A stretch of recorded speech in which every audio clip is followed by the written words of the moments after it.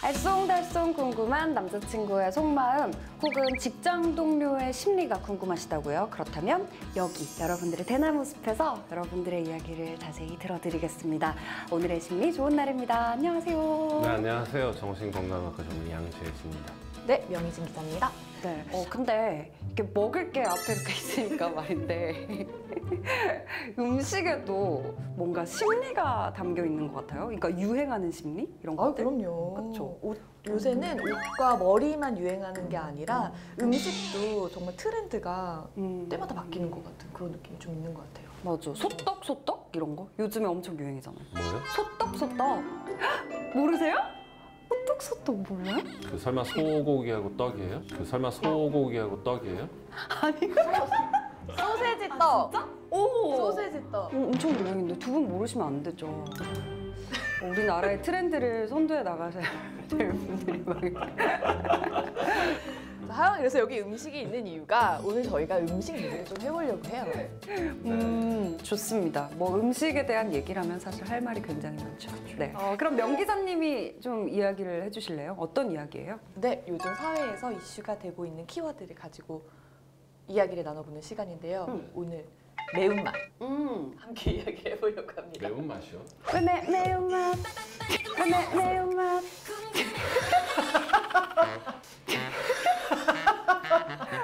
자, 지금 대한민국은 마라 시대라고 해도 과언이 아니에요. 아니, 불닭 열풍이 한동안 그쵸. 계속되다가 좀 잠잠했었잖아요. 그 뒤에 요즘 마라가 또 유행을 하고 있다고 해요. 이 매운맛에 중독된 우리 사회의 심리 한번 이야기를 해보고 싶은데요. 네. 사실 뭐 혀가 얼얼할 정도로 특유의 매운맛, 그쵸. 마라잖아요. 네. 근데 요즘에는 인터넷에서 이 마라라는 음식점이 있는 곳을 마세권, 마세권? 예전에는 이 설탕 중독이 문제였다면은 지금은 이 마라 중독이 이야기가 될 정도로 이 매운맛 중독이라는 이야기들이 나오고 있는데요. 오늘 맛에 중독된 이 맛있는 심리 이야기? 사실 이게 꼭 뭐 지금 대한민국 마라 시대다라고 그러는데 저는 생각해 보니까 아까 소떡에서부터 떠오른 얘기인데 먹는 게 사실 그때그때 막 바뀌거든요. 근데 우리나라에서 계속해서 유행의 명맥을 이어가고 있는 거는 매운맛이 가장 오래된 트렌드 같아요. 그런 것 같아요. 이게 어떻게 맵냐, 뭘 맵게 만들었느냐의 차이일 뿐이지 맞아. 계속 매웠어요, 그냥 제가 볼 때. 맞아. 아니, 다들 매운 거 잘 드세요? 매운 거? 아니요, 저는 매운 거 못 드세요? 네. 전 좋아는 하는데 저도 막 잘 먹지는 않고 근데 좋아해요, 매운 거. 매운 걸 먹으면은 거의 다음날 배탈이 나고. 네. 그렇죠. 입만 뜨거운 게 아니라. 쉽지 않죠. 네. 죽죠.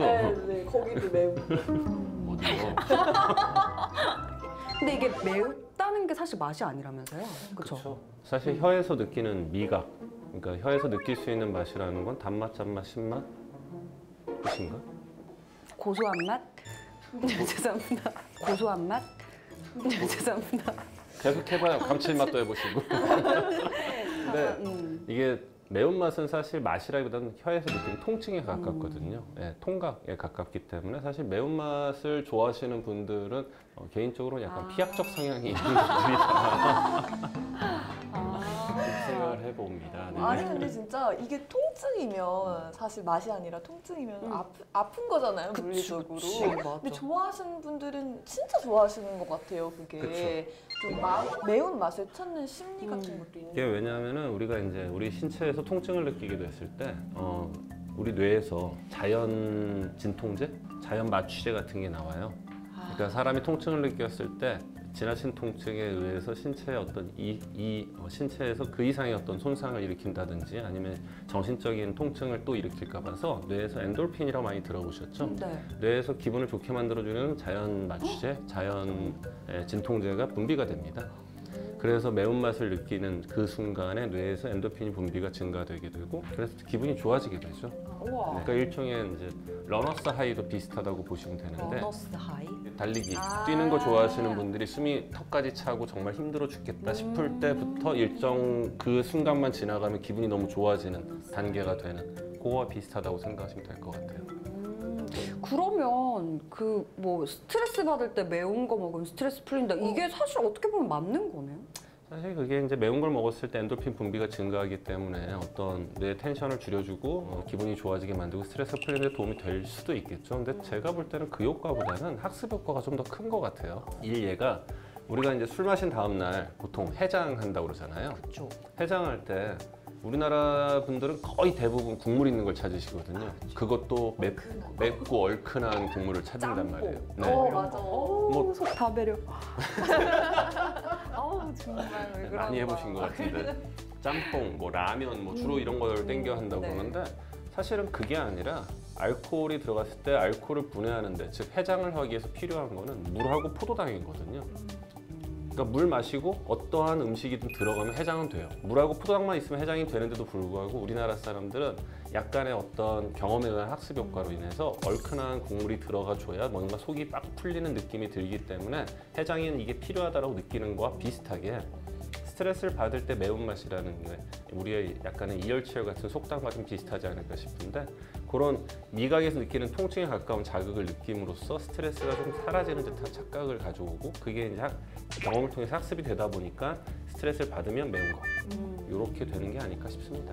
네, 저는 아무튼 마라 열풍 뭐 이런저런 음식에 대한 유행이 있는 거 다 좋고 뭐 그때 유행이 된다면 한 번쯤 접해보고 먹어보는 것도 좋다고 생각을 하는데 또 이게 유행이 얼마나 갈지 모르는 상황 속에서 섣불리 그것과 관련된 비즈니스는 안 뛰어드셨으면 좋겠다는 생각이 자꾸 드네요, 정말. 그렇죠. 뭐 유행을 먼저 읽으셔서 네, 좀 미리 저희- 앞서가시지 않는 새로운 유행을 좀 소개해 주시면 더 사업이 번창하시지 않으실까. 근데 제가 드는 생각이 그거예요. 그러니까 주식 정보에서 너만 알고 있어라 그러면 전 국민의 반 이상은 아는 정보다라는 얘기와 똑같이 내가 느낄 때 아 이거 유행이구나라고 느끼는 순간 이미 맞아, 유행은 맞아. 지나가고 있다라고 생각하시는 게 맞지 않을까 제가 싶습니다. 기자잖아요. 다른 얘기긴 한데 너 기자면은 막 그런 정보 잘 알지 않아? 이러는데 기자까지 알 정도면 다 끝났다. 기자까지 알 정도면 다 끝났다. 그 정보는 이미 쓸데가 없는 정보다라고 하더라고요.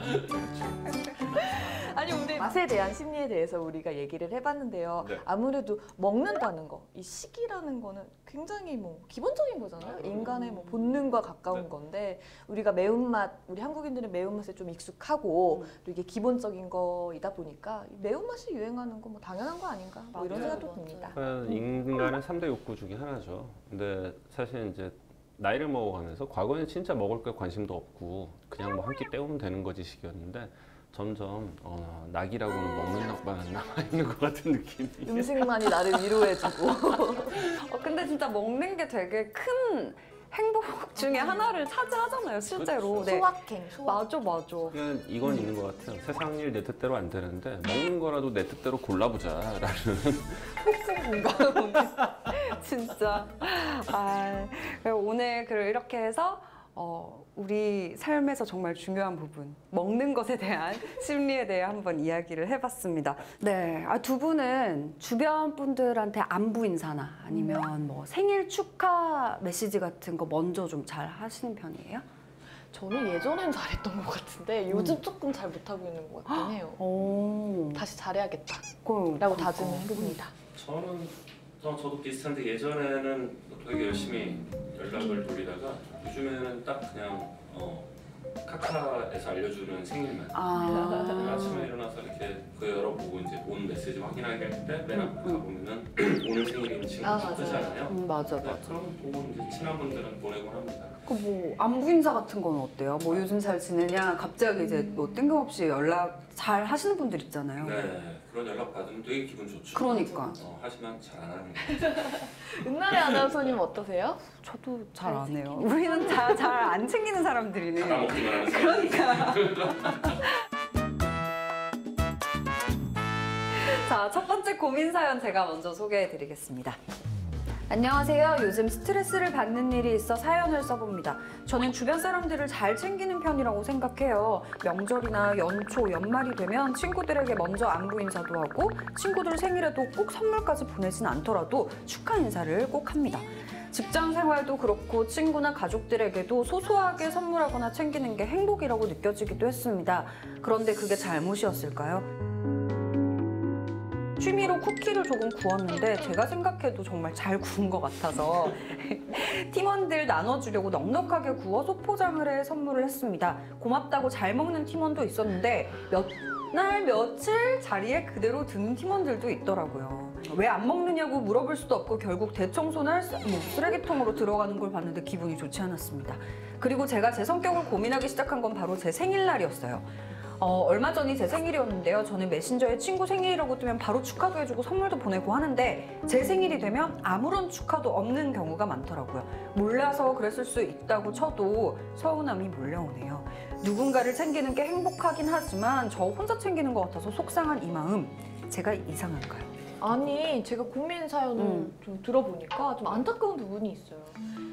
직접 구운 쿠키가 쓰레기통으로 들어가는 걸 목격하는 장면. 살면서 이런 경험 별로 없을 것 같거든요. 너무 속상하셨을 것 같아요. 맞아. 아니 근데 그렇긴 한데 이 사연 주신 분이 속상했을 거는 이해가 되지만 좀 사서 속상해하시는 느낌? 그러니까 이거 선물을 했으면 그냥 그 마음까지만 생각하고 자기 마음까지만 생각하고 뭐 더 기뻐해 주길 바란다든지 아니면 뭐 맛있게 먹어주길 바란다든지. 이게 줬는데 반응이 내가 기대한 반응이 그만큼 안 나와서 서운한 거다. 사실은 이제 은나래 씨가 말씀하신 것처럼 이분 같은 경우에 내가 선물을 고르는데 들어간 시간, 열정, 노력 혹은 뭐 금액, 그 다음에 쿠키를 구울 때 마찬가지. 그치, 내가 맞아. 이만큼의 정성을 들였을 때 상대방이 거기에 합당한 그 정도의 반응을 보여주고 그 정도의 어떤 그 고마움을 표현해 주기를 바라는 마음이 있을 텐데 사실은 그거는 절대 그럴 수가 없거든요. 오다 주웠어처럼 이렇게 주워 골라본 건지 츤데레. 한 2시간을 골라서 내가 정말 고르고 해서 고른 건지 그럼 상대방이 알 수가 없고요. 그쵸. 그다음에 쿠키도 마찬가지예요. 내가 먹어봤는데 너무 맛있다. 너무 내가 생각해도 잘 구워서 넉넉하게 해서 우리 팀원들한테 나눠줘야 되겠다라고 이렇게 다 또 이게 뭐라지? 소포장. 네, 소포장을 다 했을 거라고요. 네. 얼마나 시간도 많이 걸리고 굉장히 에너지를 많이 쓰는 일이에요. 근데 쿠키를 좋아하는 사람은 고맙다고 잘 먹겠지만 단 거 싫어하거나 쿠키 싫어하는 분들은 내가 고마워요 잘 먹을게요 하고 놔뒀다 까먹을 수 있는 거거든요. 다이어트 하시는 분 계실 네, 수도 있고. 그럴 수도 있고. 일단은 뭐 받는 사람과 주는 사람 입장이 다르기 때문일 수가 있고요. 또 하나는 이 사연을 보내신 분 같은 경우에는 이거를 그러면 내가 열받으니까 내가 서운하니까 안 해야지. 근데 그렇게 누군가의 생일 축하를 안 하거나 선물을 안 줬을 때 오히려 불편할 사람은 사연을 보내실 분일 가능성이 크단 말이에요. 요분 같은 경우에는 누군가를 위해서 하는 어떤 선물 아니면은 뭐 축하 메시지 뭐 등등등 안부 문자 뭐 이런 것들이 남을 위해서 하는 것처럼 보이지만 사실은 그렇게 하지 않을 때 내 마음이 불편하기 때문에 그렇게 계속 해왔을 가능성이 큰 분이거든요. 그래서 요분 같은 경우에는 뭐 안타깝긴 하지만 요분은 첫째는 내가 준 만큼 돌려받기를 바라는 마음이 없어야 될 것 같고요. 본인도 알고 있어요. 안 그래야 되는데 계속 서운한 마음이 있는 거거든요. 그리고 또 하나는 내가 불편해서 하는 거기 때문에 주는 것에서 자꾸 선물을 챙기는 것을 행복이라고 느낀다라고 했는데 거기서 끝나셔야 돼요.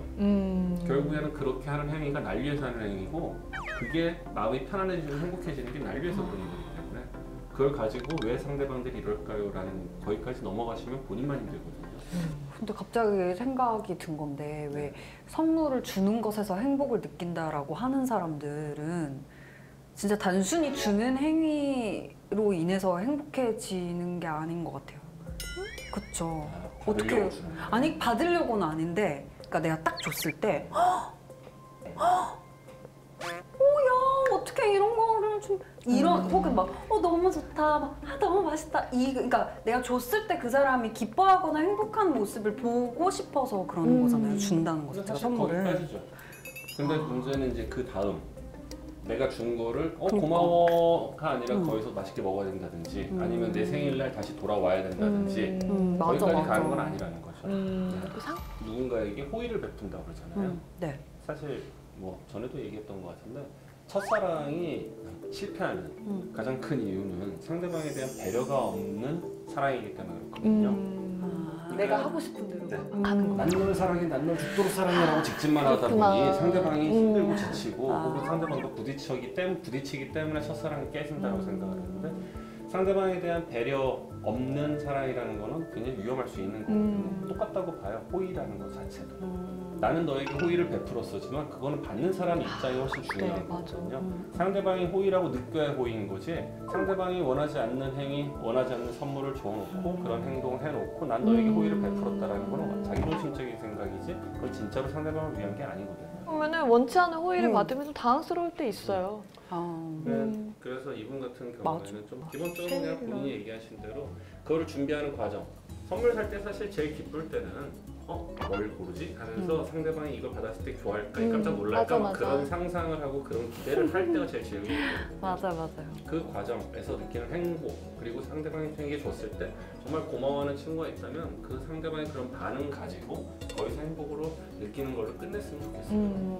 그러니까 이분은 어쨌든 주는 걸 좋아하는 분이니까 마음을 비워라. 그렇죠. 사실 주는 걸 좋아한다기보다는 그런 걸 안 챙기면 본인이 불편한 성향일 가능성이 크기 때문에 그럼 내 안 줘야지. 다음부터 주나 봐라. 그리고 근데 만약에 친구 생일을 하루라도 지나서 맞다 어저께 내가 안 보냈지 하면 그때부터 마음 불편해질 수 있기 때문에. 근데 저는 조금 이 선물을 줬을 때 반응들이 약간 일반적이진 않은 것 같은 데서 좀 느끼는 건데, 사연 보내신 분한테는 좀 죄송한데 뭔가 서운했던 게 있었을 거야. 그 전에? 예를 들어 내가 너무 힘들고 뭔가 필요로 했을 때 안 도와주고 그냥 선물만 준 거야. 네, 다음 소설. 네, 다음 소설. 아니요, 그렇습니다. 일을 안 해. 안 하고 막 이래놓고 막 쿠키 주면은 사람들이 싫어할 수 있지. 저희 곧 아침이더라고요. 안녕하세요. 예, 안녕하세요. 네, 안녕하세요. 예, 안녕하세요. 네. 아니, 두 분께서는 좋아하는 연예인 있으셨나요? 저는 연예인을 막 좋아하는 편은 아닌 것 같은데 그래도 보다 보면 좋아하는 연예인이 생기잖아요. 이민기 씨 되게 좋아했었고 최근에는 기리보이. 그냥 좋아하네. 왜 안 좋아하신다고 이렇게 말씀을 하세요? 아니 지금 인생 오래 살았는데 이 정도밖에 네. 덜 좋아하는 편 아닌가요? 양 원장님은 어떠세요? 네, 어떠세요? 저는 굉장히 오랫동안 연예인분 한 분만 딱 좋아했어요. 일편단심 해바라기. 대박. 네. 그러기 힘든데. 전지현 씨. 전지현 씨? 너무 아름다우시죠, 정말. 그쵸. 너무 예쁘시잖아요. 그 당시에는 정말로 그 요즘같이 뭐 인터넷이 잘 돼 있고 이럴 때가 아니어가지고 정말 그 녹화된 영상을 구해가지고 CF를 엄청나게 많이 돌려봤어요. CF를 녹화해서 맞네. 진짜 팬이. 그러면 영상 면접 한번 보내세요. 전지현 씨에게. 그러면 영상 면접 한번 보내세요. 전지현 씨에게. 안녕하세요. 안녕하세요. 왜 쑥스러워하고 있어 지금? 전지현 씨를 20년째 좋아하고 있는 팬입니다. 네. 일단 뭐 요즘도 행복하게 잘 지내시는 것 같아서 보기 참 좋습니다. 행복을 빕니다.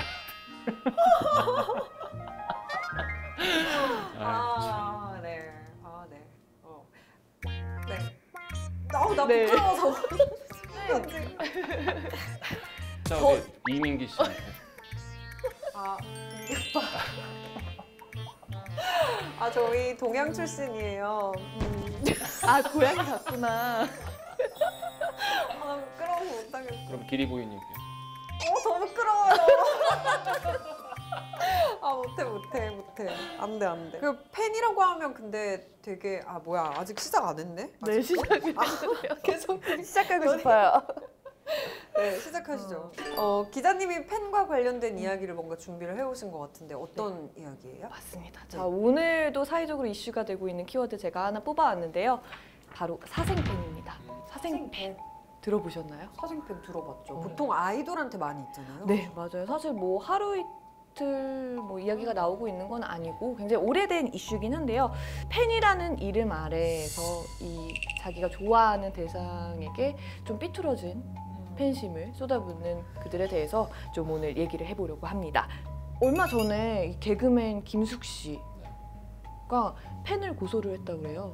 한 10개월 동안 이제 본인의 집에 지속적으로 찾아오는 이 여자 팬이 있었다고 하는데요. 뭐 이건 뿐만 아니라 뭐 휴대전화를 바꿨다. 그러면은 이 개통할 때 개통 문자 오잖아요. 그 문자와 함께 오빠 번호 바꿨네? 뭐 이런 문자가 오고. 어떻게 알고? 그러니까요. 어떻게 알고? 실제로 뭐 방탄소년단 같은 경우에는 이 라이브 중에 이 사생팬한테 전화가 걸려오기도 했고요. 뭐 숙소에 들어와서 지켜보고 있거나 뭐 해외 스케줄 할 때 이제 비행기 옆좌석을 예매를 해서 그런 식으로 쫓아다니시던가 몰래 뭐 촬영을 한다던가 뭐 이런 경우가 비일비재한 것 같아요. 아니 근데 팬 하면 사실은 뭐 고마운 사람들이잖아요. 되게 연예인들에게 있어서. 근데 고소까지 하고 이럴 정도니까. 그러니까요. 근데 사실 10개월 동안 집으로 계속 찾아온다라고 하면 그건 팬이 아니죠. 그러니까. 그거는 스토커죠, 정말. 사생 팬이라고 할 수가 없는 것 그렇죠. 같아요. 사생 그러니까 팬이라고 이름 붙여주면 안 돼요. 팬이 이제 사전적으로는 이제 연예인의 공식 행사가 아니라 좀 사생활까지 다 쫓아다니면서 좀 좋아하는, 추적하는 그런 극성 팬들을 일컫는 말이거든요. 그러니까 일반적으로 연예인을 좋아하면 단순히 그냥 좋아하는 게 아니라 정말 이 사생활 문제까지 좀 침범을 하는 그런 팬들, 좀 문제가 있는 팬들의 이야기를 하고 있어요. 연예인을 좋아한다는 건 사실 자연스러운 심리 같은데. 그렇죠. 그러니까 일종의 아이들에게는 하나의 우상이죠. 네, 네, 그렇죠. 이제 정말로 자기가 좀 닿을 수 없지만 닿고 싶은. 그러니까 그래서 사실은 이제 그 소위 아이돌 그룹, 보이 그룹이건 걸 그룹이건 그런 아이돌 그룹으로서 생활하는 게 굉장히 힘들 수밖에 없는 게 그들은 동화나 영화 속에 존재하는 일종의 나의 왕자님이나 공주님이어야 되지 현실 속에 존재하는 사람이 되면 안 되기 때문에 닿을 수 없는 그런 대상, 우상 같은 존재가 어떻게 보면 아이돌 그룹의 존재 이유일 수 있거든요. 아이들이 그래서 청소년들이 보통 그런 아이돌 그룹의 연예인들을 특히 많이 더 좋아하는 건데 또 하나는 그냥 단순하게 좋아하는 게 아니라 또래 문화일 수도 있어요. 그러니까 친구들과 대화를 하려면 친구들 그 또래 집단에 껴서 뭔가 함께 하기 위해서는 나도 모르게 같이 좋아하고 친구가 좋아하니까 따라서 좋아하고 뭐 그런 일들도 같이 벌어지는 거예요. 그거야 자연스럽고 그쵸. 참 좋은 문화라고 생각을 하는데 이렇게 사생 팬들의 심리도 궁금하거든요. 왜 이렇게 막 그러니까 사실은 첫 번째는 영웅 심리죠. 그러니까 내가 왜냐하면은 이 어떤 연예인을 좋아하는 친구들이 굉장히 많고 내 주변 친구들 사이에서 혹은 그런 팬클럽 안에서 굉장히 많은 사람들이 한 공통된 사람을 좋아하는데 나는 너희들보다 이 사람에 대해서 좀 더 많이 한다. 혹은 좀 더 친하다. 좀 더 가까이 갔다. 혹은 그의 너희들이 모르는 사실까지 난 알고 있다 등등 자기가 좀 더 너희들보다 낫다라는 걸 보여주기 위한 그런 약간의 영웅 심리가 있을 수 있고요. 이제 두 번째 심리 같은 경우에 첫 번째 영웅 심리라고 그러면 두 번째는 자기 합리화인데 그러니까 내가 그 연예인을 사랑하기 때문에 내가 그의 팬이기 때문에 이 정도까지 하는 거는 괜찮다. 혹은 내가 그 연예인을 좋아해서 하는 거기 때문에 문제가 없다라고 스스로 자기 합리화를 할 가능성이 굉장히 크거든요. 자기 스스로는 문제가 없거나 내가 잘못됐다는 인식을 못하고 있을 가능성이 굉장히 크고요. 아무래도 계속해서 그 연예인을 막 보고 매일 자료를 찾아보고 좋아하고 방송에서 계속 찾아보고 인터넷에서 SNS 찾아보다 보면은 그는 나를 전혀 몰라도 나는 그에게 굉장한 친밀감이나 친숙함을 느낀단 말이에요. 네.